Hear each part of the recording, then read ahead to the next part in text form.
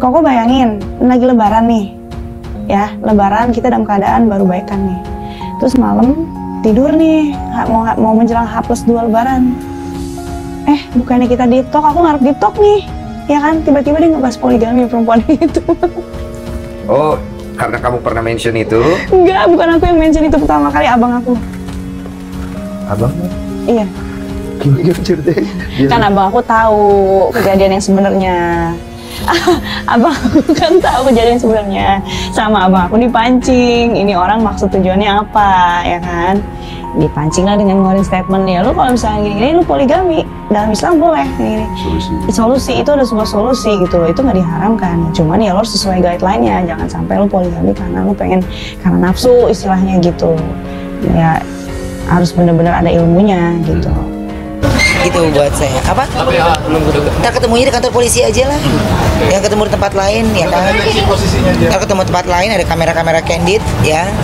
Ntar jadi uploadan orang-orang lain lagi. Tapi buat saya sudah ada masuk di jalur hukum, kita warga negara yang baik ya ikutin aturan yang sudah ada aja. Ini kan sudah lama baru dipanggil sekarang kan tandanya tidak ada priority. Ya, saya mengikuti semuanya normal proses. Akhirnya nggak tahu, tapi karena orang tiba-tiba nge-WhatsApp banyak, sabar ya apaan sih? Gue lagi nggak kenapa-napa gitu. Tapi akhirnya ya pas lihat, lu ternyata ada berita ini gitu. Nggak telepon ke suami, oh iya aku udah tahu kok itu. Pertamanya aku shock gitu. Ya kamu tahu nggak sih aku udah berita ini? Tapi ternyata suami aku udah tahu dan dia menurut dia ya nggak penting buat ngasih tahu ke aku karena takutnya mengganggu asli aku kan. Tapi terganggu akhirnya.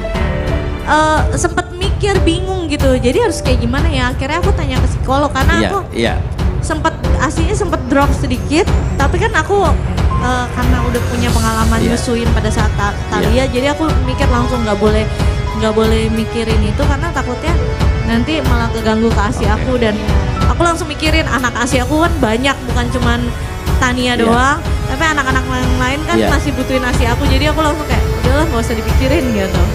Oke. Tapi yang paling mengganggu berita yang mana? Yang menjudge kenapa deket banget sama Koko gitu, dan menurut aku ya sebenarnya kan aku deket sama semuanya gitu wajar, dan yang berita yang kayak aku kasih ASI ke Koko gitu. Iya, itu heboh banget kan? Heboh banget, dan sebenarnya kan ya kalau ke anak sendiri aja heboh, masa aku donor ASI? Iya, karena kamu kan juga donor ASI ke rumah sakit kan? Iya, banyak kan gitu.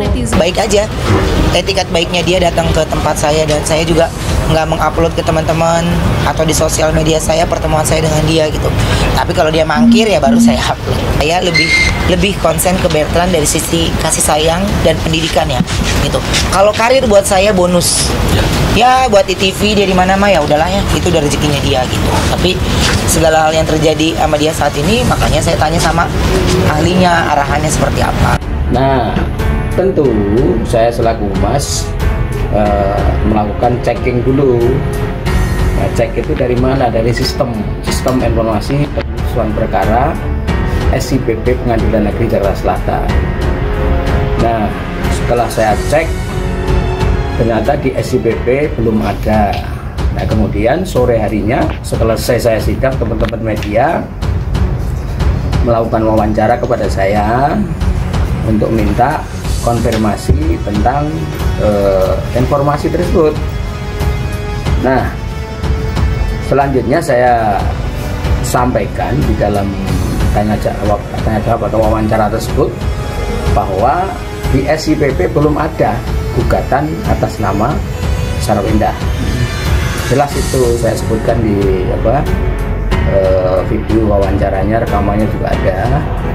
Nah, selanjutnya saya sampaikan bisa saja atau barangkali karena di SIPP belum masuk, bisa saja di sistem kami SOP tentang penerimaan gugatan itu kan melalui sistem Dikot. Saya sampaikan untuk sekaligus memberikan penjelasan kepada teman-teman media. Mungkin saja atau barangkali sudah didaftarkan melalui Ikot tapi belum diinput ke SPP. Mengeluarkan inisial-inisial itu harus diperhitungkan. Apalagi kita orang yang dianggap memiliki kemampuan yang lebih. apa yang kita sampaikan itu bisa menjadi sesuatu yang dianggap kebenaran oleh masyarakat. Nah, kalau ini tidak ada pembuktian, sehingga kemudian disalahgunakan oleh orang-orang tertentu seperti yang digunakan oleh Hima Kehidupan, mengambil itu sebagai referensi, maka akan ada korban. Korbannya siapa? Ya, Ruben Onsu dan usahanya. Kalau memang misalnya kemudian ternyata penyidik memiliki keyakinan siapa-siapa saja yang menjadi tersangka, itu kan di luar kewenangan kita. Jadi apapun mungkin. Kita tidak bisa mengatakan mungkin, tidak mungkin sebelum proses ini tuntas diproses. Jordi akhirnya belak-belakan soal veteran Peto yang dikaitkan konflik Ruben Onsu, sentil penyakit Ain. Artis Jordi Onsu akhirnya belak-belakan soal veteran Peto yang dikaitkan konfliknya dengan Ruben Onsu. Ipar Sarwenda itu lantas meluruskan isu miring yang muncul imbas kabar hubungannya dengan Ruben Onsu retak. Memang nama veteran Peto Putra Onsu ikut terseret dan disebut-sebut sebagai salah satu penyebabnya. Adanya rumor itu mencuat setelah beredarnya video Jordi Onsu yang dirinya berkata jijik. Akhirnya Jordi Onsu pun meluruskan video yang beredar yang membuat publik menduga ada kaitannya dengan veteran. Kalau soal yang ramai itu kan beritanya dipotong-potong, padahal videonya bukan itu, ujar Jordi Onsu. Jadi di videonya itu ada anak kecil mau belanja, anak-anak muda lah, terus dia bilang, "Kak, kalau misalnya belanja di sini dapat hadiah cium enggak dari Onyo?" Nah, reaksinya kayak gitu, ih jijik, anak kecil, anak SD minta dipeluk sama dicium. Jadi itu bercanda sebenarnya, jelas Jordi. Ia menegaskan jika hubungannya dengan putra Samu Ruben Onsu masih baik-baik saja, supaya tidak menimbulkan asumsi atau penyakit Ain juga bahaya. Bahagianya kami kan belum tahu, belum tentu bahagianya orang lain. Jadi maksudnya pingin dilindungi keluarga dari pujian yang terlalu berlebihan atau dari kata-kata yang kurang baik, tutur Jordi Onsu. Meski hubungannya dengan sang kakak renggang, Jordi ditegaskan jika hubungannya dengan keponakannya tak ada masalah.